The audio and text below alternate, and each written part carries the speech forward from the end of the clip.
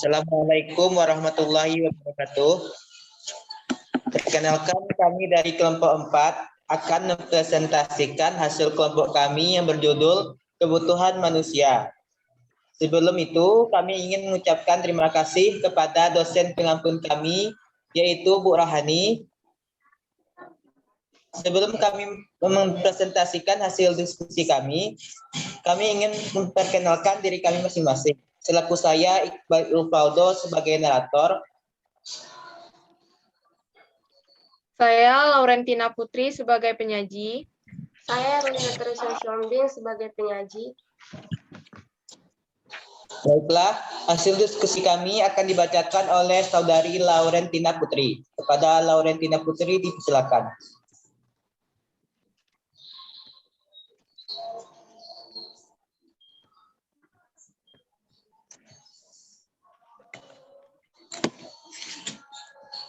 Pengertian kebutuhan manusia. Menurut KBBI, kebutuhan berarti sesuatu yang dibutuhkan. Maka, kebutuhan manusia dapat diartikan sebagai sesuatu yang dibutuhkan oleh manusia, atau keinginan manusia yang harus dipenuhi demi tercapainya kepuasan rohani maupun jasmani untuk keberlangsungan hidupnya. Kebutuhan ini dapat berupa barang dan jasa. Apabila manusia dapat memenuhi kebutuhannya, maka dapat dikatakan hidupnya telah tercapai kemakmuran. Kemakmuran dapat terjadi apabila sebagian besar kebutuhan hidup manusia itu terpenuhi. Namun kemakmuran yang di sini beda dengan kekayaan.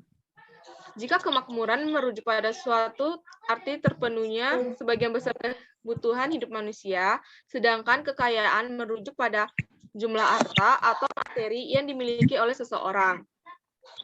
Seseorang tidak hanya harus kaya untuk bisa merasakan hidup sejahtera, dan orang kaya juga belum tentu merasakan hidupnya sejahtera. Pengertian kebutuhan hidup secara umum adalah kebutuhan manusia merupakan hal-hal yang diperlukan oleh manusia untuk bertahan hidup. Juga hal-hal yang diinginkan manusia untuk memenuhi kepuasan jasmani dan rohaninya, dan merupakan pemenuhan yang dibutuhkan agar manusia merasa nyaman dan sejahtera.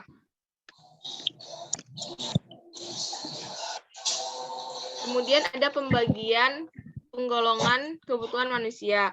Kebutuhan manusia itu tidak terbatas. Manusia memiliki banyak ragam kebutuhan yang berbeda jenisnya. Nah, berikut penggolongan kebutuhan manusia. Berdasarkan intensitas. Nah, intensitas itu ada 3, primer, sekunder, dan tersier. Kemudian ada waktu pemenuhannya. Itu terbagi menjadi 4. Sekarang, akan datang, tidak terduga, dan sepanjang waktu. Kemudian berdasarkan sifat terbagi menjadi 2, jasmani dan rohani. Kemudian ada subjek terbagi menjadi 2, individu dan umum.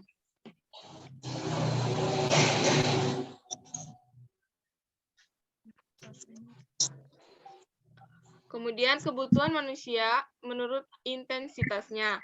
Kebutuhan primer. Kebutuhan primer adalah kebutuhan utama untuk mempertahankan kelangsungan hidup manusia dan harus dipenuhi oleh manusia agar dapat hidup layak menurut International Labour Organization atau ILO. Kebutuhan primer berkaitan erat dengan kebutuhan pokok seperti pangan dan gizi, atau makanan dan minuman, dan juga rumah, pakaian, pendidikan, kesehatan. Kebutuhan ini harus mutlak dipenuhi. Kalau tidak, kelayakan hidup sebagai manusia akan terganggu. Kemudian ada kebutuhan sekunder. Kebutuhan sekunder yaitu kebutuhan yang baru boleh terpenuhi setelah kebutuhan primer. Setelah kebutuhan primer terpenuhi, manusia ingin meningkatkan kehidupannya. Misalnya itu setelah memiliki rumah, timbullah keinginan untuk melengkapi rumah tersebut, misalnya itu seperti televisi, kulkas, mesin cuci, dan kebutuhan lainnya sebagai pelengkap yang ada di dalam rumah tersebut, dan tidak mendesak untuk dipenuhi. Kemudian ada kebutuhan tersier. Nah, kebutuhan tersier ini disebut juga dengan kebutuhan yang berkualitas tinggi atau mewah, dan tertuju untuk orang-orang yang berpenghasilan tinggi. Dapat berupa barang dan jasa. Contohnya itu seperti perhiasan, mobil, dan perangkat elektronik yang canggih. Wisata ke luar negeri dan pemenuhan kebutuhan ini lebih bersifat hiburan dan pressure atau gengsi. Kita membahas kebutuhan menurut tingkatan atau intensitasnya. Pertama, kebutuhan primer, yakni kebutuhan yang harus dipenuhi. Jika tidak, akan mengancam kesehatan bahkan keselamatan manusia. Contohnya, makan, pakaian, tempat tinggal. Sejatinya, kebutuhan primer inilah yang kita sebut sebagai kebutuhan sejati. Yang kedua, kebutuhan sekunder. Kebutuhan ini dapat dipenuhi apabila kebutuhan primer telah terpenuhi. Salah satu bentuk dari kebutuhan ini misalkan kita butuh gadget, TV, kemudian sepeda motor, atau yang lain. Yang ketiga, kebutuhan akan barang tersier, yakni kebutuhan akan kemewahan. Kebutuhan ini lebih mengutamakan kepuasan, lebih mengutamakan rasa nyaman. Kemudian kebutuhan menurut waktu. Nah, kebutuhan menurut waktu ini ada 4. Yang pertama, kebutuhan sekarang. Kebutuhan sekarang ini merupakan kebutuhan yang tidak dapat ditunda lagi pemenuhannya. Biasanya kebutuhan ini berkaitan dengan kondisi darurat. Contohnya itu seperti saat kita sedang sakit, kita membutuhkan obat. Dan ketika teman kita yang datang harus kita memberikan minum. Sedangkan kebutuhan yang akan datang adalah kebutuhan tidak berakibat fatal pada kelangsungan hidup seseorang atau kebutuhan yang bisa dipenuhi kemudian atau dapat ditunda. Jadi kebutuhannya ini tuh nggak mesti harus dipenuhi, tetapi dia bisa ditunda, bisa dinantikan. Nah, contohnya itu seperti tabungan, asuransi, dan dana pensiun. Kemudian ada kebutuhan tidak terduga. Nah, kebutuhan tidak terduga harus dipenuhi ketika terjadi sesuatu yang sifatnya tiba-tiba. Misalnya tuh kayak salah satu anggota keluarga ini mengalami kecelakaan, maka kita harus segera dibawa ke rumah sakit. Nggak bisa kayak ditunda-tunda tuh nggak bisa, karena kan dia kayak namanya juga mengalami kecelakaan, jadi harus segera dibawa. Kemudian ada kebutuhan sepanjang waktu. Kebutuhan sepanjang waktu adalah sesuatu yang tidak terbatas oleh pemenuhannya. Contohnya itu mudahnya belajar. Kita tuh harus menuntut ilmu sepanjang waktu. Jadi untuk menuntut ilmu itu, untuk mendapatkan sebuah pengetahuan, kita itu nggak ada batasnya. Itu akan selalu ada sampai kita tua nanti pun, kita juga membutuhkan yang namanya pengetahuan atau ilmu. Masa mendatang, yakni kebutuhan yang harus kita penuhi pada saat ini. Kebutuhan ini sangat mendesak untuk segera dipenuhi pada saat kita membutuhkannya. Jika tidak dipenuhi, maka kondisi ini akan mempersulit hidup kita. Misalkan, ketika kita lapar, kita makan, atau ketika kita haus, kita minum. Ini adalah bentuk nyata dari kebutuhan di masa yang sekarang. Berikutnya, terkait dengan kebutuhan masa yang akan datang. Konsepnya, kita memenuhi kebutuhan yang masa yang akan datang tersebut dengan cara menyiapkannya di masa sekarang, namun digunakan pada masa yang akan datang. Kebutuhan masa yang akan datang bukan berarti hari ini kita tidak menyiapkan. Kita menyiapkan, bahkan sangat serius mempersiapkannya. Namun demikian, baru kita gunakan pada masa yang akan datang. Contohnya adalah pendidikan. Hari ini Anda bersekolah, sejatinya bukan untuk hari ini, namun untuk masa depan Anda, untuk masa yang akan datang. Kita penuhi hari ini. Kemudian ada kebutuhan berdasarkan sifat. Nah, itu kan dibagi dua, kebutuhan jasmani. Kebutuhan jasmani adalah kebutuhan yang dirasakan oleh fisik atau jasmani manusia, menjaga badan kita agar tetap sehat dan bugar. Misalnya itu seperti berolahraga, makanan, minuman, dan istirahat yang cukup. Apabila kebutuhan jasmani tidak terpenuhi, kita akan menjadi lelah, bahkan lebih mudah sakit. Kemudian ada kebutuhan rohani. Kebutuhan rohani tidak tampak secara nyata, sebab kebutuhan ini dirasakan batinia yang menyebabkan perasaan gembira, lega, kenyamanan, semangat, dan lain sebagainya. Kebutuhan ini menyangkut pikiran dan perasaan. Contohnya itu kasih sayang dari seorang tua, atau menjalankan ibadah, mendengarkan ceramah atau motivasi. Apabila kebutuhan rohani tidak terpenuhi, suasana dan pikiran hati kita itu menjadi terganggu, seperti malas, gelisah, dan stres.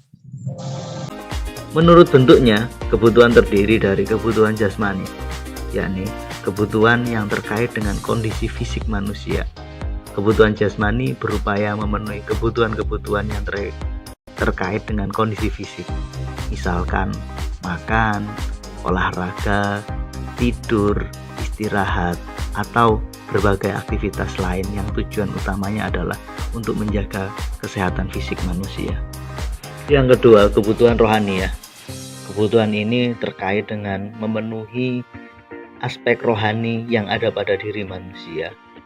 Misalkan manusia beribadah untuk memenuhi kebutuhan rohaninya, atau kita mendengarkan musik agar kita merasa nyaman dan tenang, atau bermeditasi, atau berbagai contoh-contoh lain yang tujuan utamanya adalah untuk memenuhi kebutuhan rohani manusia. Dan terakhir, kebutuhan menurut subjek. Kebutuhan individu yang merupakan kebutuhan perorangan yang berasal dari perorangan itu sebagai pribadi, karena tiap orang berbeda. Kebutuhan juga akan berbeda-beda untuk masing-masing orang.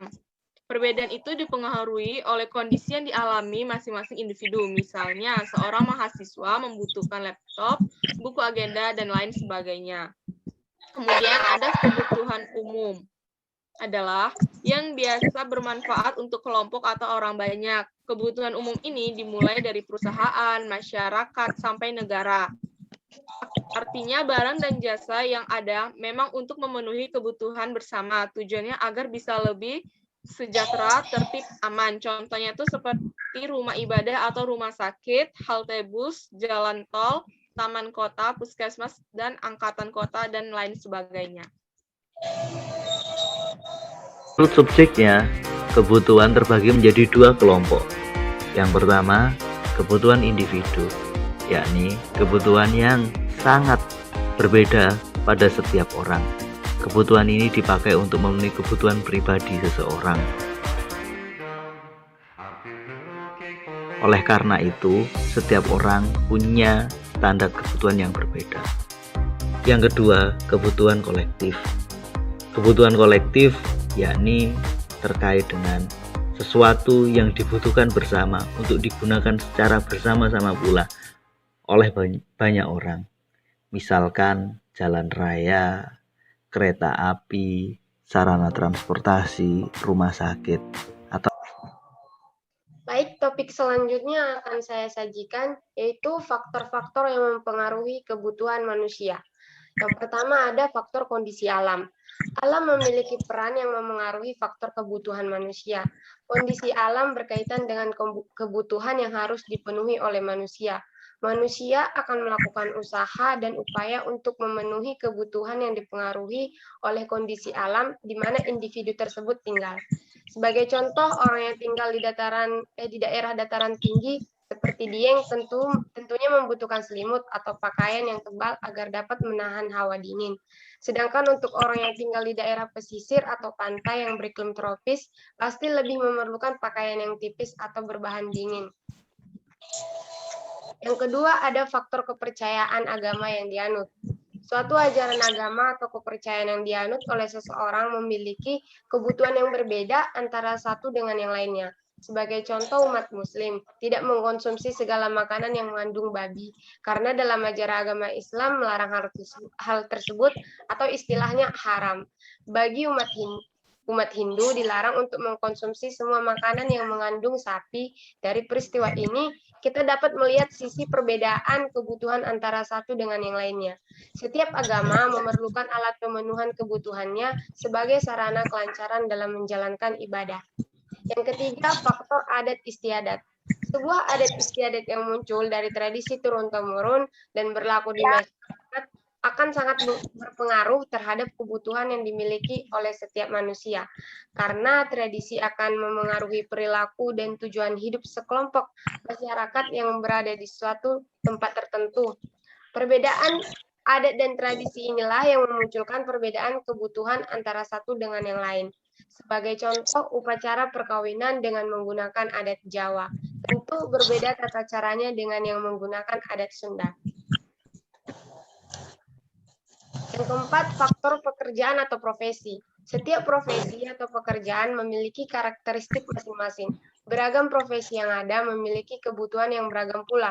Sebagai contoh, seorang dokter membutuhkan alat bantu stetoskop sebagai pendukung pekerjaannya. Seorang petani memiliki kebutuhan yang berbeda dengan dokter.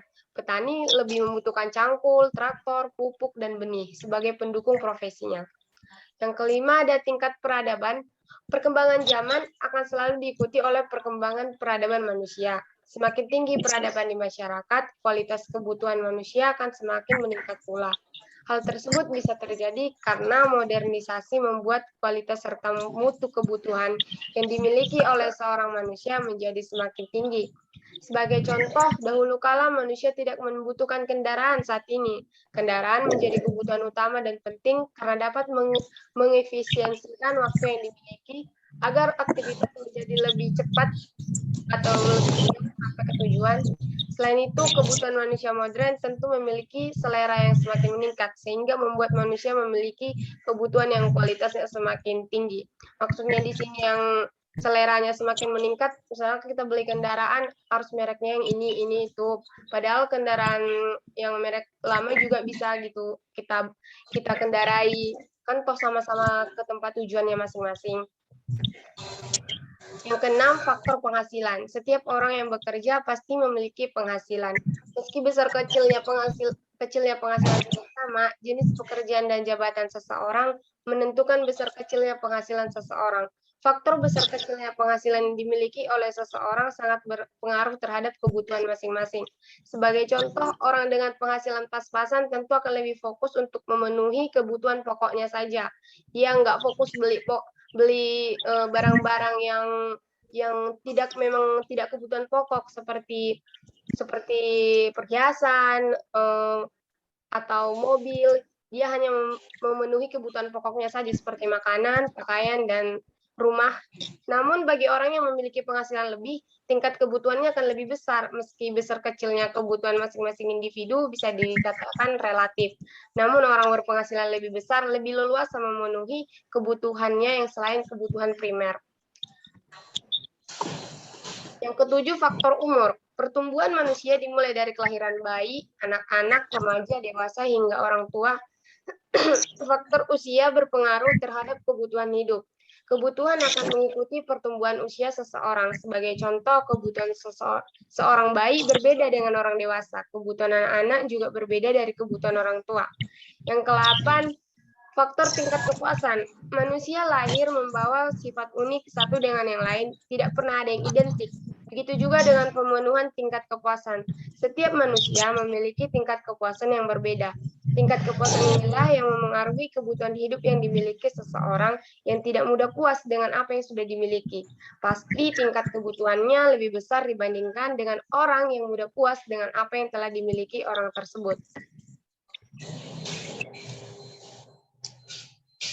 Yang ke-9, faktor hobi atau kegemaran. Penyebab seseorang memiliki kebutuhan yang berbeda dengan berikutnya. Yang berikutnya adalah faktor hobi dan kegemaran.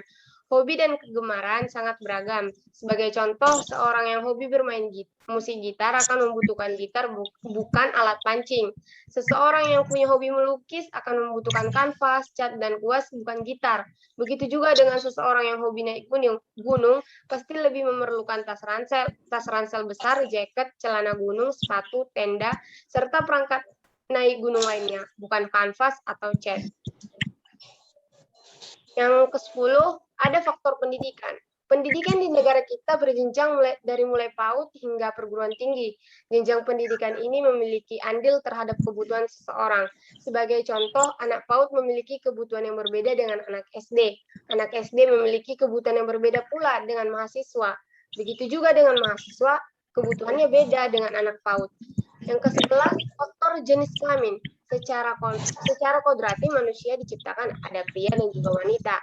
Masing-masing memiliki kodrat lahir yang berbeda. Secara kasat mata, fisik pria berbeda dengan wanita. Bahkan dapat dikatakan kebutuhan wanita bisa jadi lebih banyak dibandingkan dengan kebutuhan pria.